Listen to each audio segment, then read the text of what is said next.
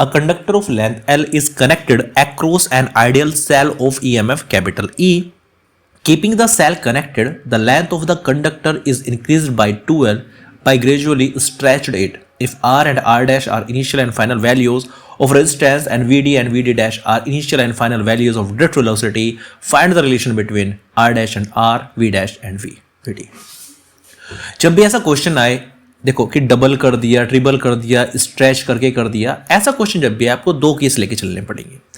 एक कंडक्टर था, मैं छोटा सा डायग्राम बनाऊंगा। एक कंडक्टर था जिसकी लेंथ L थी, उसके बाद इसको कनेक्ट कर दिया गया एक सेल के साथ जिसका EMF कितना है, कैपिटल E है,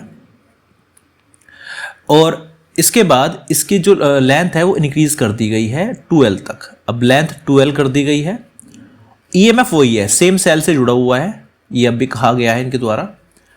R और R डैश इनिशियल और फाइनल वैल्यू, शुरुआत में रेजिस्टेंस कितना था, R है इस वायर का, और अब हो गया R डैश।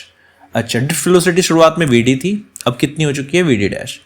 तो आपको इनमें रिलेशन निकालना है, R में, R डैश में, VD डैश में।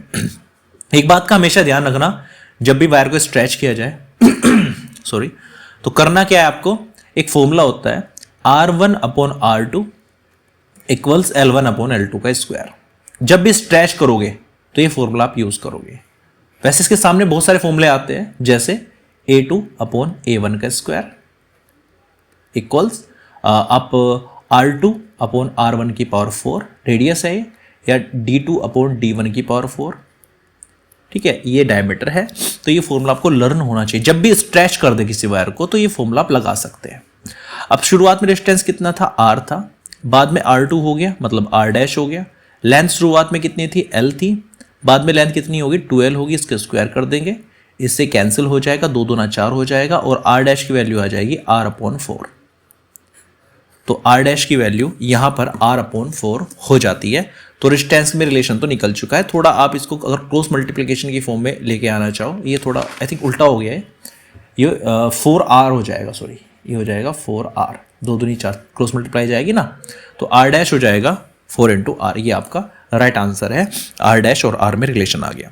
अब दूसरा केस आता है ड्रिफ्ट वेलोसिटी का। कुछ बच्चे, आज आपको ऐसी बात बताऊंगा जिसमें काफी बच्चों का कंफ्यूजन दूर हो जाएगा। देखिएगा, जब भी ड्रिफ्ट वेलोसिटी का आपके पास कोई क्वेश्चन आता है, आपके पास 2 ऑप्शन होते हैं, या तो आप VD का E/τ/m वाला फॉर्मूला लगा दो, या फिर आप VD का I/NEA ये फॉर्मूला लगा दो। ये आया कहां से, वहां से आया, I = NEA VD होता है ना।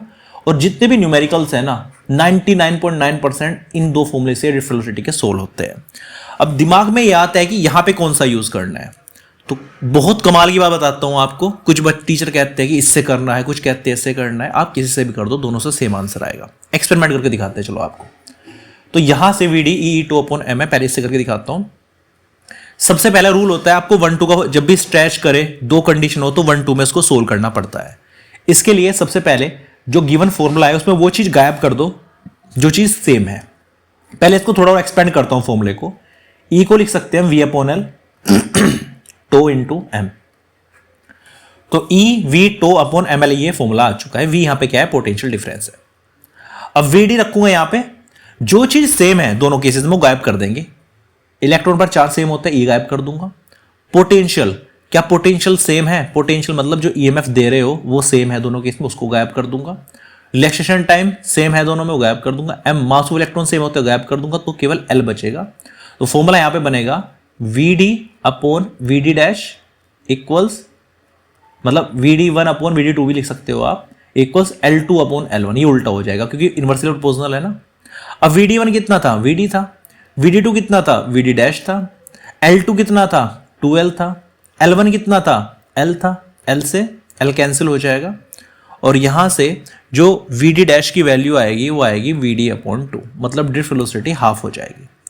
रेजिस्टेंस 4 टाइम्स हो जाएगा, ड्रिफ्ट वेलोसिटी हाफ हो जाएगी। ये आंसर है, यहां तक रिलेशन आ चुका है। रिलेशन निकालना था दोनों में। अब इस फॉर्मूले का यूज करके बताता हूं। VD इक्वल्स क्या है, I/NE।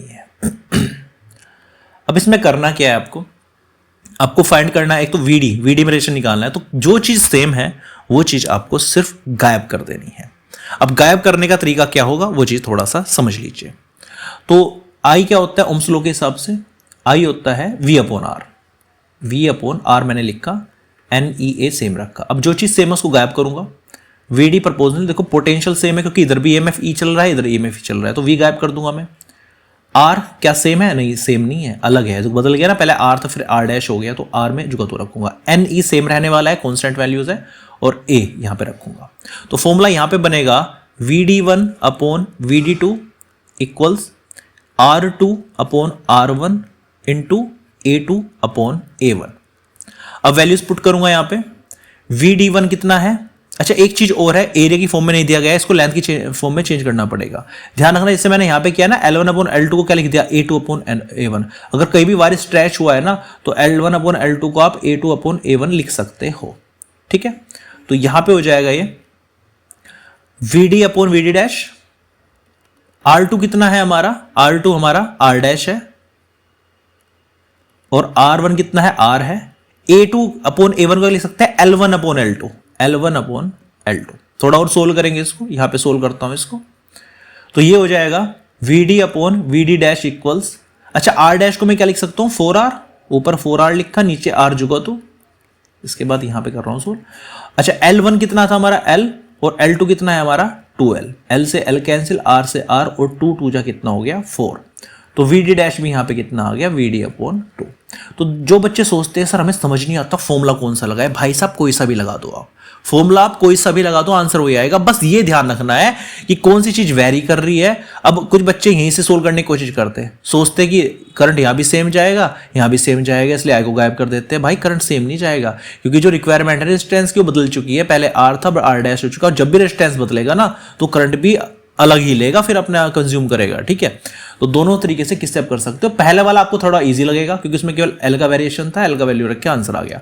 उसमें पहले आपको I को VR में चेंज करना पड़ेगा, फिर आपको A को L में चेंज करना पड़ेगा, फिर आप सोल्व करोगे। ये उनके लिए है कि आप किसी से भी कर सकते हो, जो आपके दिमाग पर करना शिद्दत से हो, थोड़ा दिमाग लड़ा के।